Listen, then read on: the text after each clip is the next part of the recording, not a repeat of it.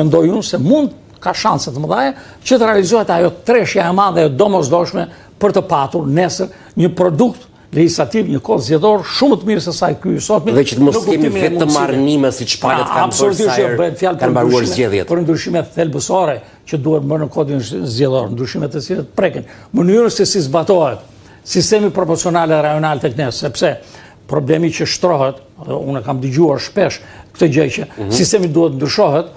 Po, edhe mund të diskutohet që të ndryshohet sistemi, të kalohet për shumë në sistem proporcional të pastër, pra me një zonë zgjedhore në gjithë Republikën e Shqipërisë, ose me sistem majoritar të korrektuar me një komponente proporcionale të tjera, por këto të gjitha kërkojnë patjetër ndryshimin e kushtetutës. E sot neve kemi të dy pjesë do thosha unë në thelb, që të dyja, edhe PS-n dhe PD-n, të pagatshme për të hyrë në kushtetutë, për ndryshuar kushtetutën për një gjë të tillë, bile jo më shumë se sa. Sepse intereson ky sistem aktuali të dyja palëve. Sistemi po intereson. Dhe sistemi s'ka pse të ndryshohet, dhe s'kem se t'ja u kërkojmë të ndryshohet sipas vlerësimit që i bëjun gjithë kësaj gjëje, por ajo që duhet t'ju kërkojmë dhe që është e mundshme për të realizohet të ndryshon rregullat, sipas cilat zbatohet ky sistem. Dhe këto rregullat, të cilat ne kemi shkruar në draftin tonë, janë, kam përshtypjen se e kam thënë edhe herë tjetër këtu me ju këtë gjë. Po, sepse kemi diskutuar 10 propozimet që ju i keni në shumë e rëndësishme kjo gjë dhe ta dëgjojnë dhe ata që janë sot në sheshet e Tiranës ose në sheshet e qytetet e tjera të vendit tonë, ta dëgjojnë mirë dhe patjetër ta konsiderojnë si punë të tyre dhe si një nga rezultatet shumë të rëndësishme të asaj që janë duke bërë në funksion të asaj që duan të arrijnë. Dhe nesër duan të arrijnë që të ndryshojnë gjithë klasën politike. Pra, mos jetë ky leadership, po të jetë një leadership i ri, pra të vinë një grupim i ri, një pjesë e re e shoqërisë tonë, pra të rinjt, të vinë në pushtet dhe ta qeverisin këtë vend, gjë që për mua është normale për të bërë dhe s'ka pse mos kërkohet që të bëhet, por që të bëhet siç dihet, mund të realizohet sado që të rishë në përsheshe, vetëm nëpërmjet një procesi zgjedhor. Dhe që mund të realizohet nëpërmjet një procesi zgjedhor, i cili krijon pastaj mundësinë qoftë se e përfundon me sukses të procesit zgjedhor, që të bëj gjithë ato ndryshimet e tjera që ti kërkon të bësh, duke filluar që nga ndryshimet e kushtetutës, kërkon në radhë të parë, sot dhe në mënyrë urgjente, angazhimin e të tërë këtyre për të rregulluar në mënyrë më të mirë të mundshme në këto kushte që jemi, pra pa ndërhyrë dot në kushtetutën e Republikës së Shqipërisë, të kodit zgjedhor, të legjislacionit zgjedhor duke bërë të mundshme që ata që hyjnë në garën zgjedhore të mos ndikohet rezultati i tyre nga fakti që janë forca të reja apo forca të vjetra, po të jenë të gjithë të barabartë te kutia e votimit dhe para vota e të gjithëve, vota e dhënë për të gjithë të ketë mundësi proporcionale sa më mirë të mundshme për të konvertuar në mandate. Dhe kjo gjë bëhet shumë mirë duke ndarë Shqipërinë në 4 zona zgjedhore.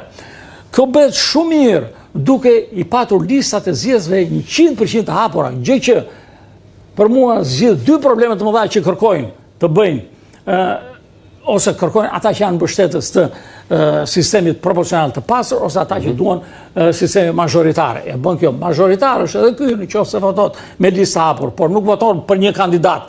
Pra atë që të ka vën partia, pra është njësoj si listat e mbyllura, ajo 1/3 e listës së mbyllur që votuam radhën e kaluar, po i mori votat partisë, po votove për partinë, ky është kandidati që të ka dhënë partia, por të votosh midis 40 kandidatë atë që ti do. Dhe të përzgjedhësh si që përzgjedh Kosova 10 të zgjedhësh me 10, qoftë me 10 apo edhe me një numër tjetër. Vota, po me vota parapërgjyse. Pra rregullon kjo gjë.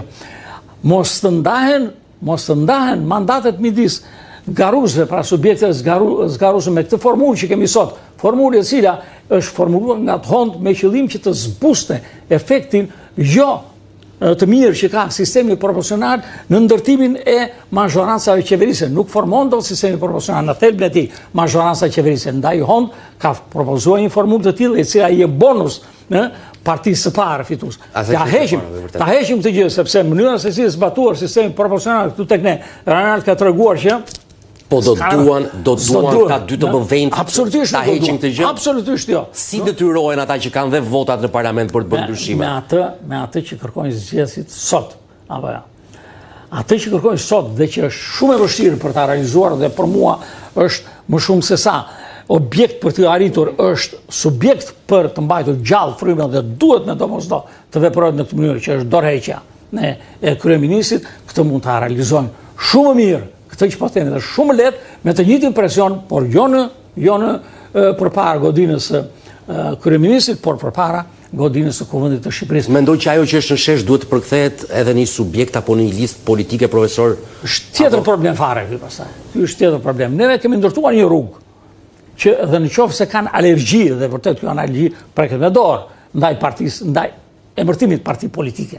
Dhe njerëzit nuk duan të dëgjojnë fjalën parti politike, sepse edhe ato që u formuan rishta sot treguan që nuk ishin gjetur vetëm atjoshka të partive të mëdha politike PD-s. Ju keni propozimin e listës qytetare. Ne kemi propozimin e listës qytetare, duke i bërë qytetarë që të garojnë me disa kandidatë në një zonë zgjedhore, duke qenë në këtë mënyrë të pavarur nga sigla dhe nga partia politike. Dhe mendo, në qoftë se qytetarët në zonën zgjedhore Tiranë, për shkak që do të ketë sipas llogaritjeve që ne kemi bërë, do të ketë, në qoftë se ndahet në 4 rajone, në vendi do të ketë diku të 37 mandate që do të nxjerrë, në këto 37 mandate 20 le të bëri të nismës në listën qytetare dhe prej saj mund të bëhen deputet, të cilës së bashku me deputet që mund dalin nga lista qytetare në 3 rajonet e tjera, në më të pakte që mund të realizohet, për mendimin tim, është do formoj një grup të ri parlamentar, grupi parlamentar të qytetarëve të pavarur. Patjetër do të formoj një gjë të tillë, gjë që nuk arritën do ta bënte asnjë nga partitë politike të reja, të cilat ecën në një farë mënyrë deri në një farmase, në të njëjtë rrugë me cilën po zhvillohet kjo, por natyrisht qoftë në rrethana të tjera apo për masa të tjera, qoftë konsistencë në qëndrueshmërinë e saj, shumë më ndryshe kjo. E sotja, por përfundimisht pastaj nuk arritën ta realizonin një gjë të tillë, mor maksimumi 1 deri në 2 mandata dhe se kemi analizuar, nuk u bën bashkë sistemi, nuk i favorizonte. Ka shumë probleme. Pra, për mua është shumë e rëndësishme që edhe nëpërmjet juve të drejtohem të gjithë pjesëmarrësve, të gjithë atyre të cilët dalin dhe janë duke dalë për ditë në sheshet e Tiranës, në bulevardin dhe rrugët e Tiranës për të protestuar për atë dhe për të kërkuar atë që duhet bërë ndryshe në këtë vend. Për atë ndryshim të madh që kërkojnë ata, që është i domosdoshëm për të sjellë një klasë të re politike e cila do të mirë qeverisi këtë vend në kushtet e një vendi që do të jetë nesër antar i vendeve të BE-s. Do të thirrë që ta konsiderojnë, ta trajtojnë dhe ta realizojnë edhe këtë mundësi që ju ka dalë në rrugë përpara, para nisma qytetare e nisur për të shpënë në Kuvendin e Shqipërisë një projekt që ndryshon thelbësisht ligjin zgjedhor dhe krijon kushte shumë të mira se ky që kemi sot për garën elektorale të nesërme, në të cilën ata mund të jenë pjesë së saj, qoftë këtë mënyrë si thash, qoftë edhe duke formuar një parti të tyre politike, gjë që mund të jetë ndoshta një problem që kërkon energji për të realizuar, që të mund të bëjnë atë që duan, në të kundërtën, në qoftë se çdo gjë shikojnë dalë se këtë se kam thënë unë, këtë se kam ideuar unë, por e ka ideuar ai tjetri. Nuk e kam nisur unë, po e ka nisur ky tjetri, nuk është tjetër vetë përsëritje asaj që ka ndodhur këtu tek ne. Dhe thënë, ata duhet hedhin firma dhe të mbështesin nismën tuaj për ta çuar në parlament. Ta konsiderojnë, pra, atë që ata kërkojnë, në mënyrë këmbgulse, si të dytë në ndërhyrje në legjislacion, se si të parë kanë ndryshimin e kushtetutës. Dhe të dytë pastaj kanë kodin zgjedhor, ndryshimin e kodit zgjedhor dhe pastaj ndryshimin e disa ligjeve të tjera. Për mua, në situatën aktuale, në cilën janë duke u zhvilluar tek ne ngjarjet politike,